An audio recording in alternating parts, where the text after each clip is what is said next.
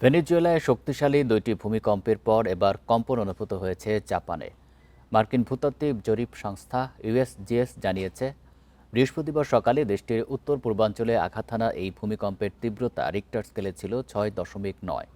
USGS এর তথ্য অনুযায়ী ভূমিকম্পটি জাপানের কুজি শহর থেকে 35 কিলোমিটার উত্তর পূর্বে ভূগর্ভের 51.7 কিলোমিটার গভীরে আঘাত হানে।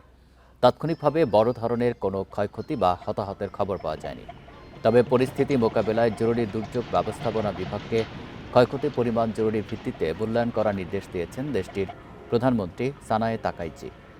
জাপানের মুখ্য মন্ত্রিসভার সচিব মিনোরু কিহারা এক বিবৃতিতে জানিয়েছেন, ওই অঞ্চলের পারমাণবিক স্থাপনাগুলো সম্পূর্ণ নিরাপদে রয়েছে এবং সেখান থেকে কোনো অস্বাভাবিকতার খবর পাওয়া যায়নি।